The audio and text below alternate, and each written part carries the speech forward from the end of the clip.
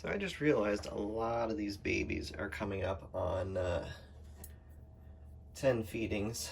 Unfortunately, none of them are 10 feedings unscented. So I know the general accepted practice is 10 full feedings, not necessarily 10 unscented full feedings, but that's how I always assumed it should be. So I probably won't be posting any of these babies until the middle to the end of July. Probably the end of July. But I figured I would get the camera out. Another reason for not doing it is because these babies are all Arctic. And what that means is, what you've seen in videos so far is not what they look like after their first shed after their baby shed. This one has not shed. So, you know, it still has this light cream color. It's not the most apparent Arctic. Want it? Come on, you're one of the babies who eats unscented. See? Come on. The one after this one, though, has had his first shed. So I'd like to show you the dramatic difference. What's your problem?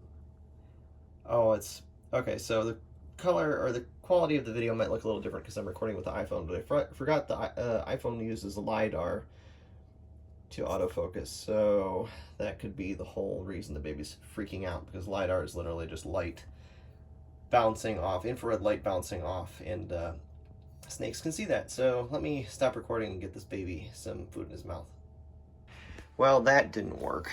I think I will have to remember to put a post-it note on the iPhone reminding myself not to record with it, because the baby was completely freaked out, and he's been a fairly consistent eater lately. He? Yeah, he. That's annoying.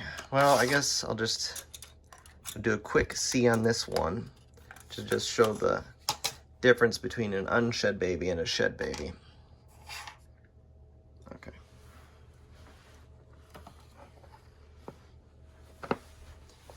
Come on up here.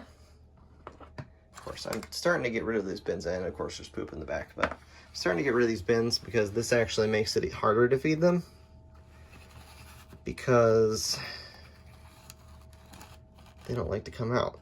I can't exactly show you here. Hold on. There we go.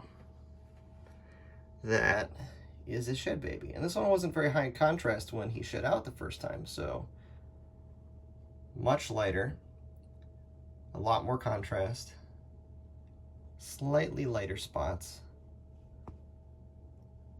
a more shiny head pattern. So, you know, after they have their first shed, they change a lot. Super Arctics even more dramatically so, but I don't have any Super Arctics yet. That's probably 2 years down the line, if at all. Well, no, actually, I could produce Super Arctics next year, Super Arctic Toffee Bellies. So I guess we'll see.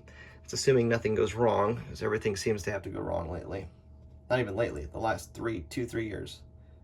So, fingers crossed that we're over all that. But yeah, this is the reason I might not want to put any of them up until they've had their first growth shed, because then you will get a better idea in photos of what they'll look like. Because I don't know about anybody else, but you might totally fall in love with their look as a baby unshed, and then the second that they shed, you're like, what happened to my pretty snake that I liked with its slightly less contrast and saturated colors? So, you know, good reason not to do it. Or just wait. So I'm hoping end of July, almost all of these babies will be ready to go, and then we can move on from there. Pretty boy.